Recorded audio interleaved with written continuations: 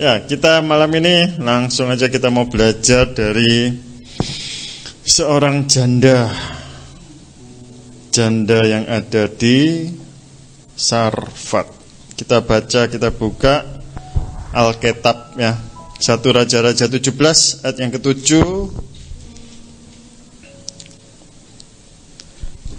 1 Raja-Raja 17 ayat yang ke-7. Kita baca, saya bacakan. Tetapi sesudah beberapa waktu sungai itu menjadi kering. Ya, saya tidak akan menjelaskan kenapa sungai itu menjadi kering, karena itu bukan untuk malam ini ya. Itu baca sendiri kenapa sungai itu menjadi kering. Karena sebab hujan tiada turun di negeri itu. Ya nggak tahulah kenapa ya.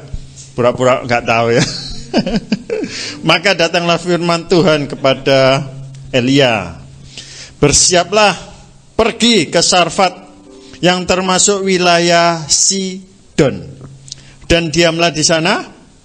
Ketahuilah, aku telah memerintahkan seorang janda untuk memberi engkau makan. Sesudah itu Elia bersiap, lalu pergi ke Sarfat. Setelah ia sampai ke pintu gerbang kota itu, tampaklah di sana seorang janda sedang mengumpulkan kayu api. Elia berseru kepada perempuan janda itu, katanya, cobalah ambil bagiku sedikit air dalam kendi supaya aku minum. Ketika perempuan itu pergi mengambilnya, Elia berseru lagi, cobalah ambil juga bagiku sepotong roti. Kemudian perempuan janda itu menjawab, demi Tuhan Allahmu yang hidup, sesungguhnya tidak ada roti padaku sedikit pun, kecuali segenggam tepung dalam tempayan dan sedikit minyak dalam buli-buli. Dan sekarang aku sedang mengumpulkan 2-3 potong kayu api. Kemudian aku mau pulang dan mengolah tepung dan buli-buli itu bagiku dan bagi anakku. Dan setelah kami memakannya, maka kami akan mati, karena tidak ada lagi persediaan lagi bagi dia. Kemudian ayat yang ke-14, sebab beginilah firman Tuhan Allah Israel, tepung dalam tempayan itu tidak akan habis, dan minyak dalam buli-buli itu pun tidak akan berkurang, sampai pada waktu Tuhan memberi hujan ke atas muka bumi. Lalu pergilah perempuan itu dan berbuat seperti yang dikatakan Elia. Maka perempuan itu dan dia serta anak perempuan itu mendapat makan beberapa waktu lamanya. Tepung dalam tempayan itu tidak habis, dan minyak dalam buli-buli itu tidak berkurang, seperti firman Tuhan yang diucapkannya dengan perantaraan Elia. Sesudah itu anak dari perempuan pemilik rumah itu jatuh sakit, dan sakitnya itu sangat keras sampai tidak ada nafasnya lagi. Kata perempuan itu kepada Elia, apakah maksudmu datang kemari, ya abdi Allah? Singgahkah engkau kepadaku untuk mengingatkan kesalahanku dan untuk menyebabkan anakku mati? Kata Elia kepadanya, berikanlah anakmu itu kepadaku. Elia mengambilnya dari pangkuan perempuan itu dan membawanya naik ke kamarnya di atas dan membaringkan anak itu di tempat tidurnya. Sesudah itu Elia berseru kepada Tuhan, katanya, ya Tuhan Allahku, apakah engkau menimpakan kemalangan ini atas janda ini juga, yang menerima aku sebagai penumpang dengan membunuh anaknya? Lalu Elia mengunjurkan badannya di atas anak itu 3 kali dan berseru kepada Tuhan, katanya, ya Tuhan Allahku, pulangkanlah kiranya nyawa anak ini ke dalam tubuhnya. Tuhan mendengarkan permintaan Elia itu, dan nyawa anak itu pulang ke dalam tubuhnya, sehingga anak itu hidup kembali. Elia mengambil anak itu. Ia membawanya turun dari kamar atas ke dalam rumah dan memberikannya kepada ibunya. Kata Elia, ini anakmu, ia sudah hidup. Dan yang terakhir, kemudian kata perempuan itu kepada Elia, kata janda perempuan ini, sekarang aku tahu bahwa engkau abdi Allah, dan firman Tuhan yang kau ucapkan itu adalah benar. Pelajaran apa yang bisa kita petik ya dari kisah daripada perjumpaan antara Elia dengan janda di Sarfat ini? Yang pertama, kita tentu tahu bahwa Sidon itu bukan di kota di Israel. Sidon adalah kota yang ada di Lebanon. Jadi ada di atas Israel. Nah, Tuhan mengutus Elia untuk ke Sidon. Hal yang pertama yaitu Tuhan dapat memakai siapa saja. Tuhan dapat memakai apa saja untuk mau menyatakan kasih dan kuasanya. Ya, Tuhan memakai janda ini untuk menyatakan kemuliaan Tuhan. Kalau kita baca nanti, Bapak Ibu Saudara baca di atasnya itu bahwa terjadi kekeringan karena doa daripada permintaan daripada Elia, yaitu tidak turun hujan. Tidak akan turun hujan kalau Elia nggak ngomong turun, stop, nggak hujan. Sampai terjadi tadi di ayat yang pertama kita baca, terjadi kekeringan, sungai menjadi kering. Tuhan ketika itu hendak memakai seorang janda, dan bukan dari negara atau negeri pilihan, umat pilihan, bangsa pilihan. Yang Tuhan pakai yaitu janda di Sarfat. Poin pertama yang bisa kita petik yaitu Tuhan bisa pakai siapa saja. Tuhan mau pakai keledai untuk menyatakan kasih kuasanya, ya. Keledai ceritanya dengan siapa? Bileam. Tuhan bisa pakai orang bukan ahli Taurat, bukan ahli Farisi untuk kelahiran Tuhan Yesus. Malah orang Majus. Tuhan juga bisa pakai tanah untuk menyembuhkan, untuk menyatakan kemuliaannya. Tuhan mau pakai orang bodoh. Apa yang dianggap bodoh oleh dunia, itu yang akan dipakai untuk menyatakan kemuliaan Tuhan. Jadi siapa yang bodoh di sini? Loh, gak ada yang bodoh. Pinter-pinter ya, puji Tuhan. Loh, jadi enak jadi orang bodoh loh. Apa perlu diulangi? Nggak usah ya. Kepeksa. Orang yang kepeksa, hati-hati loh. Ya. Ojo ketegang dah, cuma ngene-ngene tok ojo tegang lah. Tuhan bisa pakai orang yang ngantuk untuk menyatakan kemuliaannya. Loh. Tak kok ambil Tuhan. Aku duduk Tuhan nih. Ya. Tikus jatuh dari jendela itu. Apa itu? Terus mati kan? Paulus itu loh yang jatuh lantai 3. Oh, nggak tahu aku.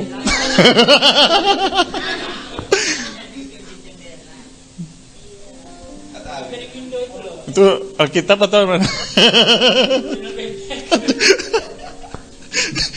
Ya. Jadi jangan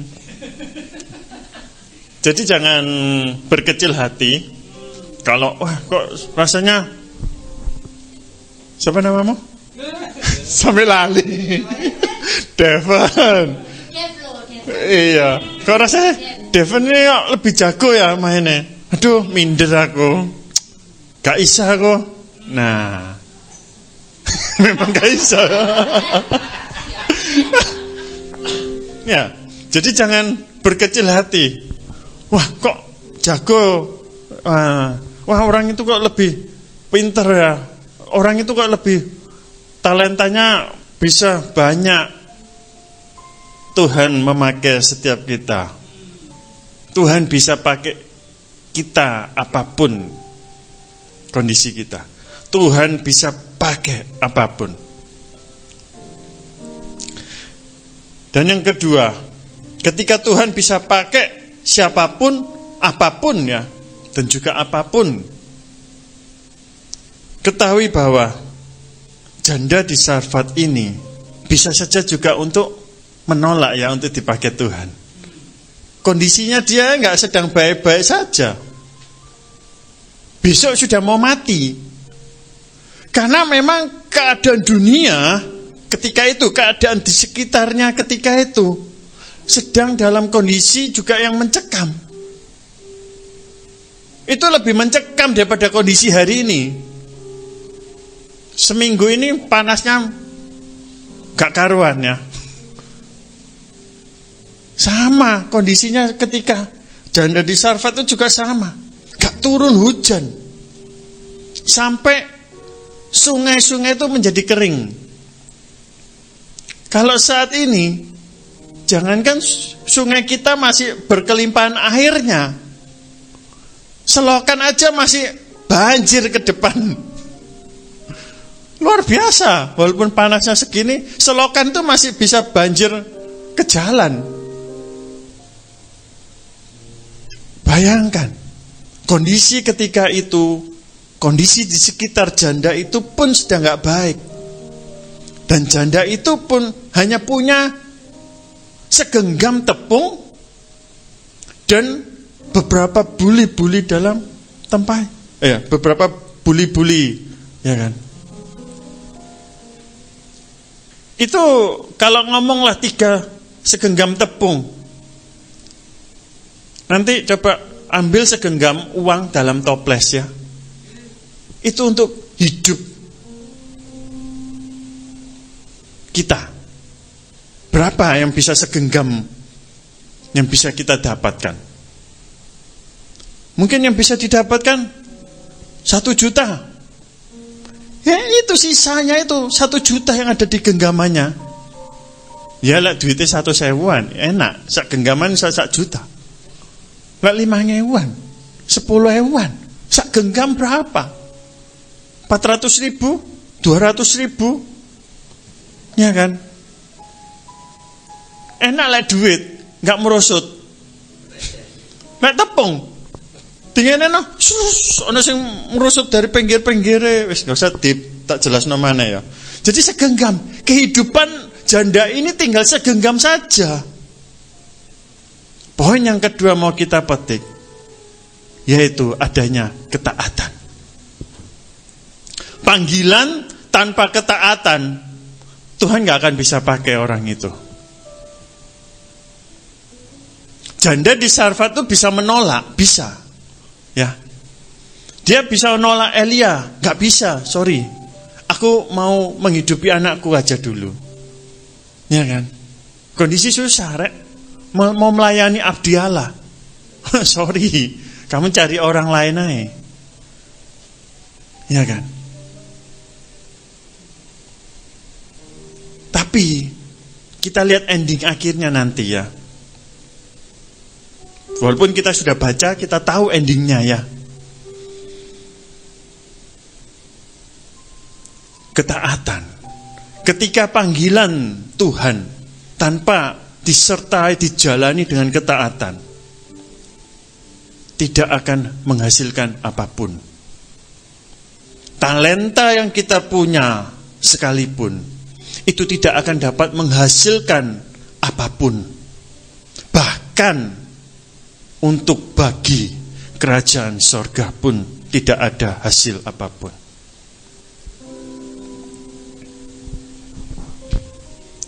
Devon bisa join pun dengan kita di sini. Ini bukan karena pertemuan manusia. Ini adalah pertemuan yang dipertemukan Tuhan.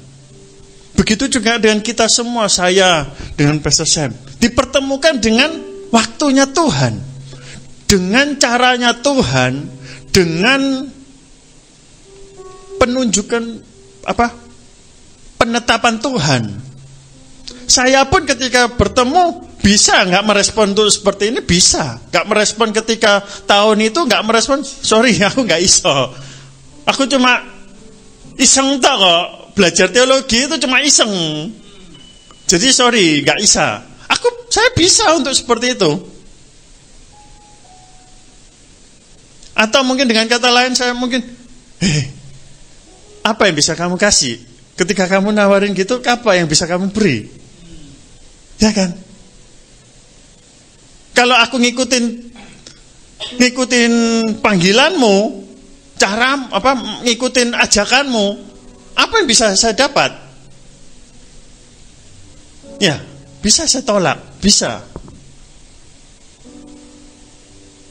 Kita bisa menolak ajakan siapapun, bisa. Karena Tuhan memberikan kita kehendak bebas. Tuhan tidak pernah memaksa. Tapi Tuhan akan memaksa. Loh, bingung ya? Karena apa? Walaupun ketika saya nggak ketemu, saya sudah diajak pun, nanti saya akan dipertemukan dengan orang lain. Mungkin bisa lebih jahat lagi. Ya kan? Bisa lebih jahat lagi. Prosesnya itu.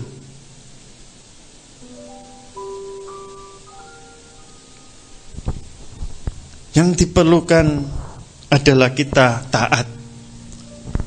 Saat ini kita mau menghidupi ketaatan kita kepada firman Tuhan. Abraham menantikan janji Tuhan anaknya Ishak. Tidak sebulan 2 bulan. Tidak setahun 2 tahun. Kurang lebih 10 tahunan. Nuh, lebih-lebih lagi Nuh. Yang dikata-katai orang mungkin waktu itu pemikiran manusia nggak se-ekstrim hari ini ya. Gak mungkin ngomong no goblok lah nu itu, gak mungkin kamu idiot lah, gak mungkin kamu itu paranoid. Buat perahu, buat bahtera. Hampir 100 tahun loh nu menantikan banjir badang. Gak banjir badang toh, itu air bah. Itu 100 tahun menantikan janji Tuhan supaya genaplah. Bahtera itu ada fungsinya ketika dia membangun bahtera itu. Kalau sampai nggak terjadi air bah, Nuh tercatat sebagai orang yang gila.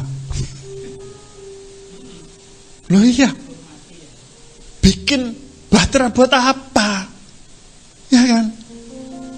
Tapi ternyata ada janji Tuhan, ada kemuliaan Tuhan, sehingga Nuh tidak dipermalukan karena Nuh mau taat. Untuk perincian membangun bahtera itu detail daripada Tuhan. Berapa hastanya seberapa, ada ya bisa baca sendiri lah ya. Itu detail dengan Tuhan. 100 tahun Nuh menunggu. Berapa tahun Bapak Ibu mau menunggu janji Tuhan? Tidak ada yang tahu. Tinggal kita mau taat, setia, menantikan janji Tuhan. Apa yang ada di depan kita, yang bagian kita mau kerjakan semampu kita. Selebihnya Tuhan yang mau mengerjakannya. Kita ini gak bisa apa-apa selain mau belajar taat. Janda di Sarfat itu kondisinya sama-sama mencekamnya dengan kehidupan kita yang sudah sama juga di ujung tanduk. Janda di Sarfat pun berada di ujung tanduk. Dia gak tahu hari esok mungkin dia akan mati kelaparan. Mungkin kita pun juga sama, besok pun gak akan tahu mau makan apa. Kita besok mau gak tahu income kita mau berapa. Gaji kita mau mungkin kena potong atau gak kena potong. Kita yang gak tahu, misteri. Tapi percaya, ketika kita mau belajar taat dengan apa? Apa sih? Dengan panggilan Tuhan. Kita mau taat dengan panggilan Tuhan. Kita setiap manusia, setiap kita individu ini punya panggilannya masing-masing. Kalau kita bertemu, janda ini bertemu abdi Allah Elia, mungkin sama. Kita mungkin bertemu dengan hamba-hambanya di sini, ketemu, ya. Itu bukan juga suatu hal yang kebetulan. Ini adalah panggilan kita untuk di House of Kana.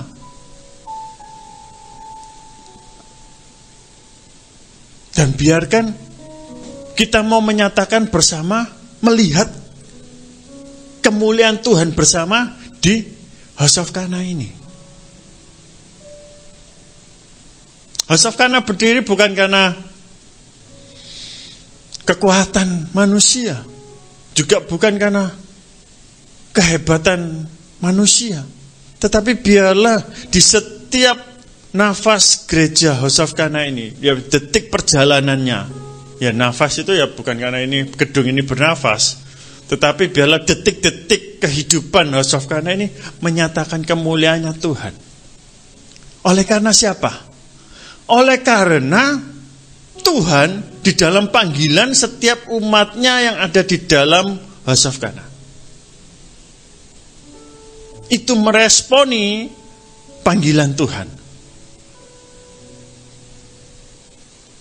Kita mau belajar untuk taat. Respon taat. Dan yang ketiga, ketika kita merespon taat, itu berarti kita mengkesampingkan kondisi pribadi kita. Jadi, pelajaran ketiga yang mau kita petik yaitu tidak menunggu kondisi yang baik untuk kita mau taat, untuk kita mau meresponi panggilan Tuhan. Jangan tunggu waktu baik. Gak ada hari baik. Tidak ada satu hari pun adalah hari baik. Tetapi biarlah satu hari itu adalah satu hari yang penuh dengan blessing.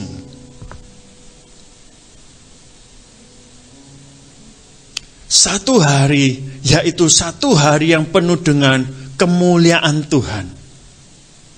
Kita akan melewati hari-hari kemuliaan Tuhan. Jadi tidak ada hari baik, tidak ada hari buruk. Karena Tuhan tidak merancangkan apa yang jahat. Semua hari adalah hari yang penuh dengan kemuliaan. Hari yang penuh dengan berkat. Satu tok sing amen. Jadi satu tok yang punya berkat. Di PKB berkate. Bagi-bagi apa?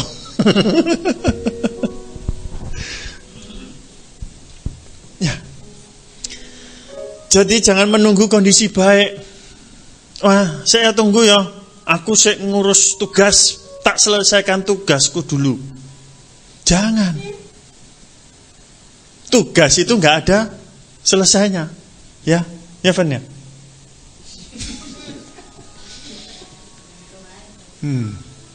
Ya kan. Saya tunggu keuanganku baik. Tunggu lek aku wis sugih ya aku baru melayani. Gak pernah iso sugih pasti. Karena pasti ono ae. Orang yang seperti itu gak akan pernah bisa mensyukuri berkat hari-hari berkat itu. Tunggu ya lek aku wis sembuh dari penyakitku ini ya. Gak kira sembuh. Wis ta. Ya. Aku tunggu ini. Akeh sinteni di dunia ini masih banyak yang kita tunggu kalau mau menunggu. Tunggu dapat jodoh, tunggu menikah. Nanti les menikah, dua anak, repot mana? Wis dua anak, ngeramut, anak kedua, anak ketiga, anak keempat, nggak mari anaknya. Ya banyak yang ditunggu. Sampai gak akan pernah selesai di ujungnya kita sudah gak bisa apa-apa. Kalau sudah sampai gak bisa apa-apa, apa yang mau kamu kasih pada Tuhan? Walaupun sampai sisamu pun gak akan bisa dikasih sama Tuhan. Karena apa? Di sisa hidup kita sekalipun kita masih menunggu yang terbaik itu datang. Tetapi itu semua gak akan kunjung datang. Karena apa? Kita gak bisa melihat, kita gak bisa mensyukuri semuanya itu. Mata kita sudah tutup, mata kita sudah tertutup, hati kita sudah tertutup. Jadi jangan tunggu yang baik. Tetapi biarlah setiap panggilan itu kita mau tetap terus responi.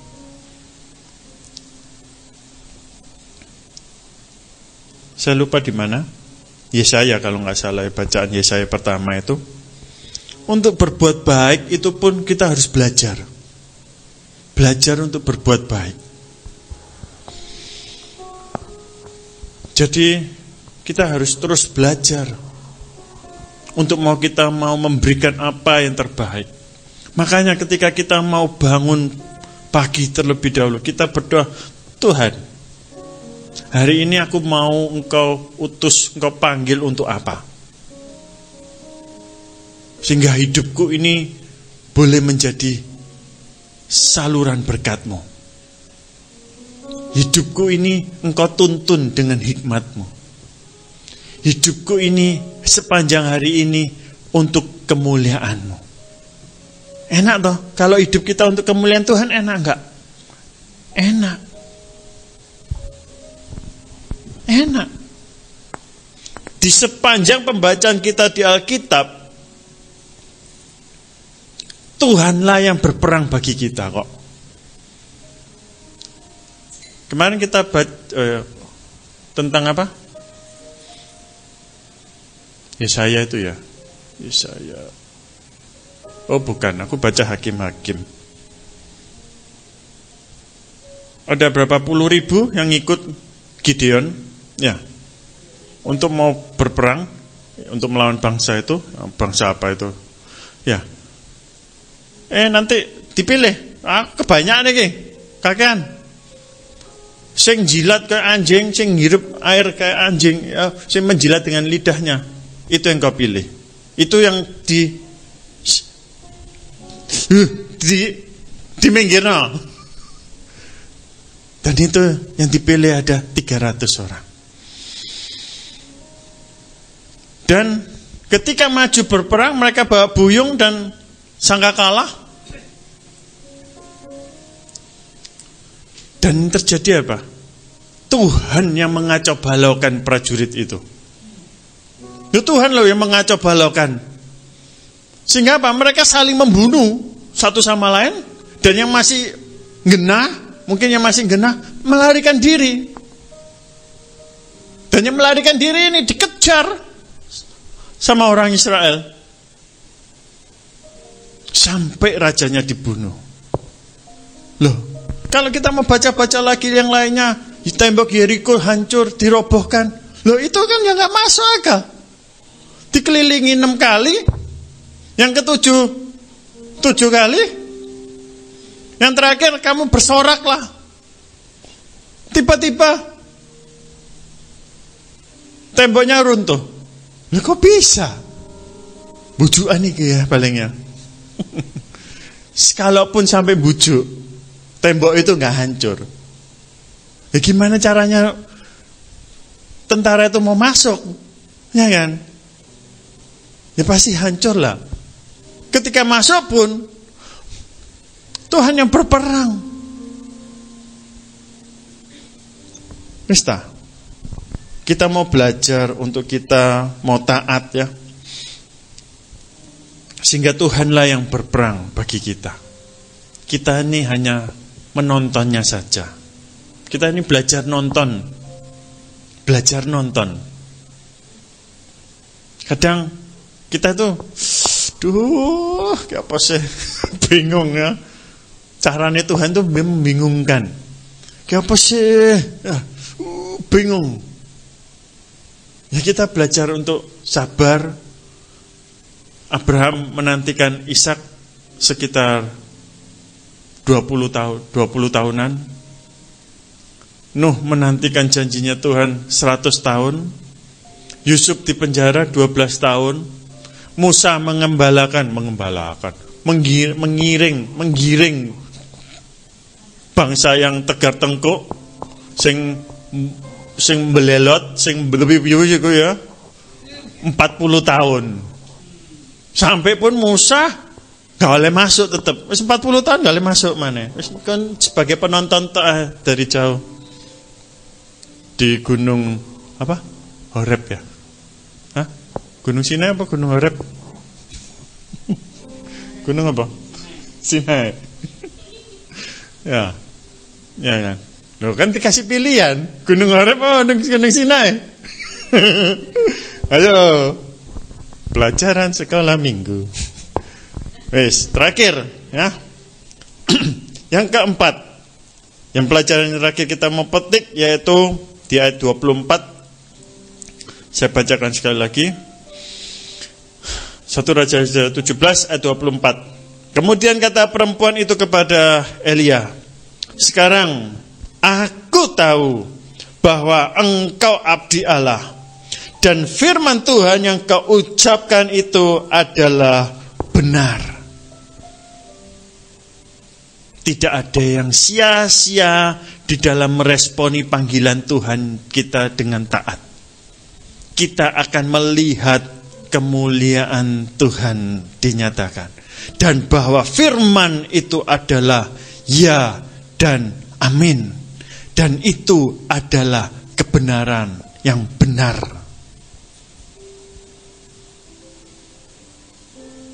Andalkan firman, karena firman itu adalah kebenaran dan itu yang sempurna adanya. Kemuliaan Tuhan dinyatakan atas setiap orang yang mau taat. Kalau mau nggak taat, nggak apa-apa. Tuhan nggak maksa. Tetapi di suatu waktu Tuhan akan paksa kembali, dan engkau, kita, saya akan dipertemukan dengan orang yang 2 kali lebih jahat. Loh iya, ada proses nantinya. Belum tentu kita mau ketemu dengan orang yang lebih baik. Karena proses Tuhan itu keras. Responi panggilan Tuhan. Karena kita juga nggak tahu kapan kita tidak beroleh waktu untuk panggilan Tuhan itu lagi datang. Selagi Tuhan mau mempercayakan 1-2 hal untuk kita kerjakan, Tuhan akan tambahkan 3-4 hal untuk kita kerjakan. Percaya, ada hal besar yang menanti di depan kita. Tugas kita saat ini adalah taat. Belajar taat, belajar sabar, belajar nonton. Ojo nonton bioskop. Kita nonton pekerjaan Tuhan. Pekerjaan Tuhan, tangan Tuhan kita mau tonton. Ketika kita nonton pekerjaan Tuhan yang dahsyat luar biasa itu, mulut kita gak akan pernah diam, karena ada Roh Kudus di dalam kita. Karena yang memampukan kita untuk bersabar itu Roh Kudus. Sehingga apa? Mulut kita akan memuliakan Tuhan. Engkau Tuhan Allah yang hidup. Kesetiaanku tidak pernah sia-sia. Kesabaranku tidak engkau sia-siakan. Ketaatanku tidak engkau sia-siakan. Engkau menggenapi janjimu. Terima kasih Bapa. Engkau menggenapi setiap janjimu bagi setiap umatmu di tempat ini ya Bapa. Dan biarlah Engkau memakai setiap pada kami untuk Engkau pakai di dalam kerajaan-Mu di bumi ini Bapa. Pakai setiap kami anak-anak-Mu di tempat ini. Engkau memperlengkapi dengan firman-Mu. Kami belajar daripada seorang janda di Sarfat ini Bapa. Engkau memakai siapapun Bapa. Bahkan yang bukan dari bangsa pilihan-Mu pun Engkau mau pakai untuk Engkau menyatakan kemuliaan-Mu. Dan terlebih lagi kami umat percaya-Mu di tempat ini Bapa. Pakai setiap kami Bapa. Dan berikan kami setiap kami hikmat daripada Engkau. Kami butuh tuntunan daripada Engkau Allah Roh Kudus. Gak hanya menuntun, Engkau memberikan kami ketaatan. Engkau memberikan kami kesabaran. Engkau memberikan kami kesetiaan. Untuk kami boleh melihat pekerjaan tangan-Mu yang luar biasa. Boleh Engkau nyatakan atas gereja-Mu House of Kana Bapa. Biarlah setiap umat, setiap orang, setiap makhluk yang Engkau doakan, Tuhan jamah, Tuhan sembuhkan, Tuhan pulihkan. Dan setiap orang yang berbeban, ketika Engkau doakan, Tuhan memberkatinya. Dan setiap orang yang di dalam kesesakan, di dalam keterhimpitan, di dalam kuasa kegelapan, terlepaskan daripada kuasa gelap. Hal-hal yang supranatural Engkau mau menyatakan bagi setiap gereja-Mu di tempat ini ya Bapa. Engkau akan menyatakan kemuliaan demi kemuliaan-Mu, Engkau nyatakan atas umat-Mu di tempat ini Bapa. Atas gereja-Mu House of Kana Bapa. Kami akan menantikan, kami akan melihat pekerjaan tangan-Mu yang dahsyat, luar biasa. Kasih cinta kasih-Mu yang tak pernah habis-habisnya atas setiap umat-Mu Bapa, atas setiap jemaat-Mu di tempat ini Bapa. Biarlah pengurapan itu turun, biarlah pengurapan itu dinyatakan, dan tetap tinggallah api Roh Kudus di tengah-tengah jemaat-Mu di tempat ini Bapa. Terima kasih Bapa. Biarlah kebenaran ini kami mau terima, kami responi, dan biarlah ini kami mau taruh di lubuk hati kami yang terdalam, sehingga kami boleh menantikan dengan taat. Kami mau meresponi panggilan-Mu dengan taat. Kami akan melihat pekerjaan tangan-Mu, kemuliaan-Mu Engkau nyatakan. Terima kasih Bapa. Hanya di dalam nama-Mu Tuhan Yesus Kristus. Haleluya. Amin.